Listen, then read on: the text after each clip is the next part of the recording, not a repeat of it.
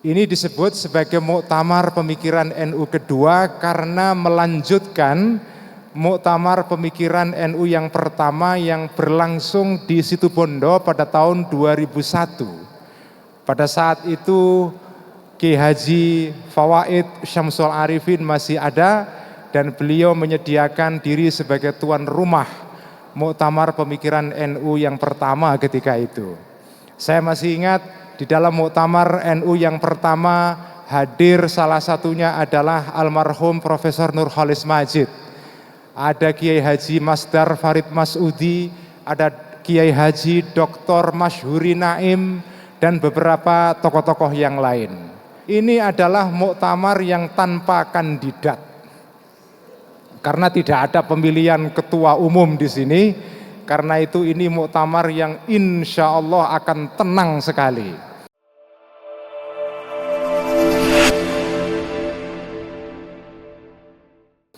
Acara ini disiapkan dalam waktu yang amat mendadak, tetapi hasilnya insya Allah baik.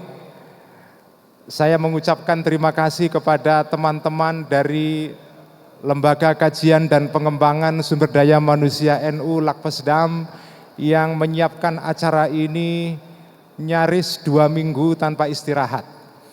Jadi ini acara hanya disiapkan dalam waktu 2 minggu saja, meskipun idenya sudah muncul kira-kira bulan Oktober persis pada saat peringatan Hari Santri di Surabaya. Tiba-tiba Mas Inung punya ide mendadak ketika itu, bagaimana kalau kita adakan Muktamar Pemikiran NU yang kedua. Ini disebut sebagai Muktamar Pemikiran NU kedua karena melanjutkan Muktamar Pemikiran NU yang pertama yang berlangsung di Situbondo pada tahun 2001. Pada saat itu Ki Haji Fawaid Syamsul Arifin masih ada dan beliau menyediakan diri sebagai tuan rumah Muktamar Pemikiran NU yang pertama ketika itu. Saya masih ingat di dalam Muktamar NU yang pertama hadir salah satunya adalah almarhum Profesor Nurholis Majid. Ada Kiai Haji Masdar Farid Masudi, ada Kiai Haji Dr. Masyhuri Naim, dan beberapa tokoh-tokoh yang lain. Itu terjadi kira-kira 20 tahun yang lalu lebih. Tahun ini kita menyelenggarakan kembali Muktamar Pemikiran NU yang kedua. Para hadirin dan hadirat yang saya hormati, ini adalah muktamar yang tanpa kandidat. Karena tidak ada pemilihan ketua umum di sini, karena itu ini muktamar yang insya Allah akan tenang sekali. Tidak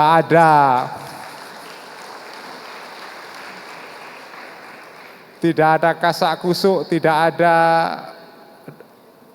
lobby-lobby politik, sama sekali tidak ada. Kita menyelenggarakan muktamar ini memang tujuannya agar ruang publik kita yang sekarang ini disesai dengan percakapan politik, kita menghendaki ada percakapan lain yang sifatnya lebih substantif, yaitu pemikiran.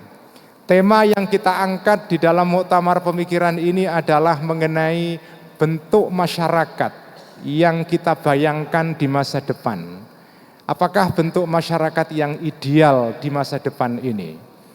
Pada tahun 1937, Ketua Pengurus Besar Nahdlatul Ulama atau HBNU ketika itu, yaitu Kiai Haji Mahfud Siddiq, sudah pernah merumuskan apa yang disebut dengan mabadi' khairu ummah atau dasar-dasar dari masyarakat yang terbaik. Nah, kita menganggap bahwa konsep ini bisa menjadi titik awal bagi kita anak-anak NU, para kader-kader NU, para sarjana NU, para pemikir NU untuk membayangkan, untuk imagining kira-kira bentuk masyarakat yang ideal di dalam gambaran teman-teman dan kader-kader NU ini seperti apa.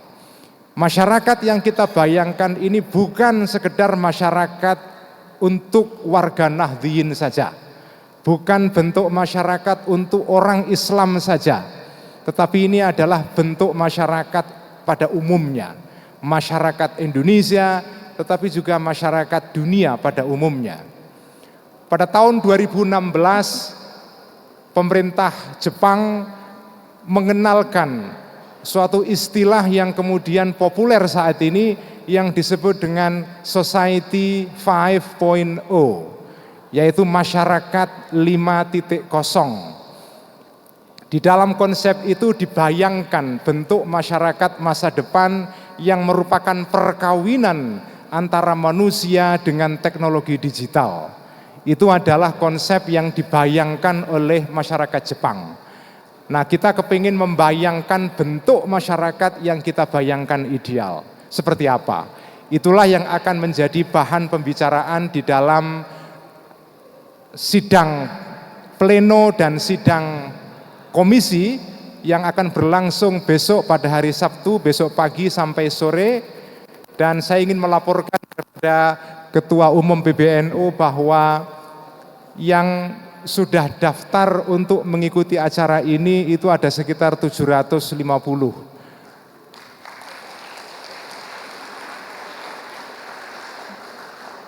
Tetapi saya menduga bahwa sebagian besar akan mengikuti acara mulai besok hari, yaitu pada tanggal 2 hari Sabtu besok selama sehari penuh.